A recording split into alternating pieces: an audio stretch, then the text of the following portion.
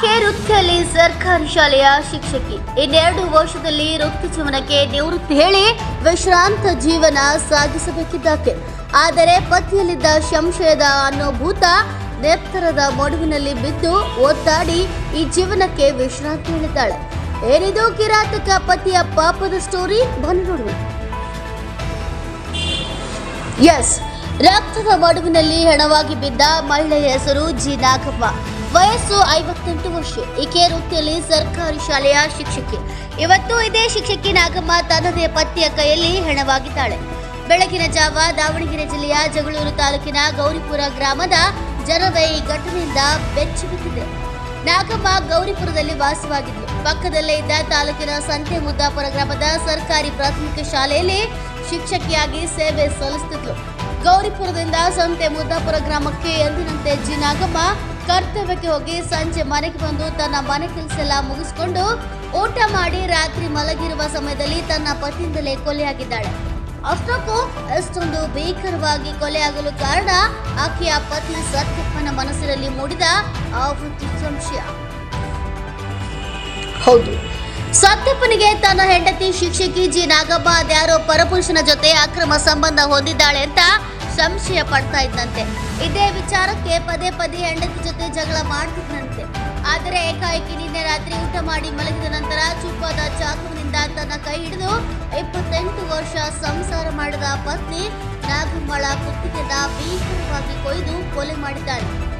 S, Satyappa ಸಹ TCH ಮಾಡಿಕೊಂಡಿದ್ದ. ಆದರೆ ಕೆಲಸ ಸಿಗದ ಹಿನ್ನೆಲೆಯಲ್ಲಿ ಆತ ವ್ಯವಸಾಯ ಮಾಡ್ತಿದ್ದ. ಇಬ್ಬರ ದಾಂಪತ್ಯ ಜೀವನಕ್ಕೆ ಯಾವುದೇ ಸಂತಾನವಿರಲಿಲ್ಲ. ಪತ್ನಿ ಕುತ್ತಿಗೆ ಸಿಳಿದ ಈ ನರರಾಕ್ಷಸ ನಂತರ ಒಂದು ಡೆತ್ ನೋಟ್ ಬರೆದಿಟ್ಟು ವಿಷ ಸೇವಿಸಿ ಆತ್ಮಹತ್ಯೆಗೆ ಯತ್ನಿಸಿದ್ದಾನೆ. ತಕ್ಷಣ ಆತನನ್ನ ದಾವಣಗೆರೆ ಜಿಲ್ಲಾಸ್ಪತ್ರೆಗೆ ಚಿಕಿತ್ಸೆಗೆ ರವಾನಿಸಿದ್ದಾರೆ. ಅಲ್ಲಿಂದ ಹೆಚ್ಚಿನ ಚಿಕಿತ್ಸೆಗಾಗಿ ಖಾಸಗಿ ಆಸ್ಪತ್ರೆಗೆ ರವಾನಿಸಲಾಗಿದೆ. ಆದರೆ ಆತನ ಆತ್ಮಹತ್ಯೆ ನಾಟಕ, ಆತನಿಗೆ ಶಿಕ್ಷೆ ಆಗಬೇಕೆಂದು ನಾಗಮ್ಮಳ ಸಹೋದರ ಶಿವಪ್ರಸಾದ್ ಒತ್ತಾಯ ಮಾಡುತ್ತಿದ್ದಾರೆ.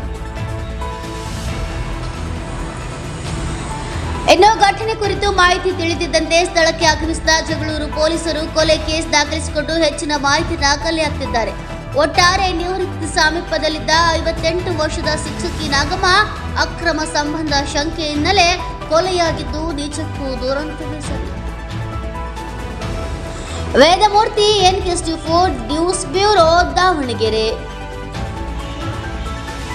ನಾಗಮ್ಮನವರು ನಮ್ಮ ಅಕ್ಕರು, ಅವ್ರದ್ದು ಮಾತನಾಡ್ತು. ಗೌರಿಪುರಕ್ಕೆ ಮದುವೆ ಮಾಡಿಕೊಟ್ಟಿದ್ವಿ. ಇವತ್ತು ಗಂಡ ಅವ್ರನ್ನ ಕೊಲೆ ಮಾಡಿದ್ದಾರೆ. ಅದು ಏನಕ್ಕಂತ ಇನ್ನೂ ಗೊತ್ತಾಗ್ತಾ ಇಲ್ಲ ಕಾರಣ. ಕುತ್ತಿಗೆಗೆ ಚೂರಿ ಹಾಕಿ ಕೊಂದಿದ್ದಾರೆ. ಗೌರಿಪುರ ಗ್ರಾಮದಲ್ಲೇ ಆಗಿರೋದು, ಅದು ಅವರು ಸ್ವಂತ ಮನೆಯಲ್ಲೇ ಆಗಿರೋದು. ದ್ವೇಷ ಏನೂ ಇದ್ದಿಲ್ಲ. ನಮಗೆ ಈಗ 3 ತಿಂಗಳಿಂದ ರಜೆ ಕೇಳಿದ್ರಂತ ಅವರು BE ಅವ್ರ ಹತ್ರ. ಅವರು ರಜೆ 3 ತಿಂಗಳು ಕೊಡೋಕ್ಕಾಗಲ್ಲ, 20 ದಿನ ಅಂತೇಳಿ 20 ದಿನ ರಜೆದಲ್ಲಿದ್ದರು. 20 ದಿನ ರಜೆ ತಗೊಂಬಂದು ಊರುಗಳಿಂದ ಏನೇನು ಚರ್ಚೆ ನಡೆದಿದೆ ಗಂಡ ಹೆಂಡತಿ ಮತ್ತೆ ಗೊತ್ತಿಲ್ಲ ನಮಗೆ. ಅದು ಇವತ್ತು ನಿನ್ನೆ ರಾತ್ರಿ ಕೊಲೆ ಆಗೈತೆ. ಅದು ನಾಗಮ್ಮನವ್ರಿಗೆ ಏನಾಗ್ಬೇಕು ನೀವು? ನಾಗಮ್ಮನವ್ರಿಗೆ ತಮ್ಮ ನಾನು. ನಿಮ್ಮ ಹೆಸರು? ಶಿವಪ್ರಸಾದ್ ಅಂತ. ಮದುವೆ ಮಾಡಿಕೊಟ್ಟು 28 ವರ್ಷ.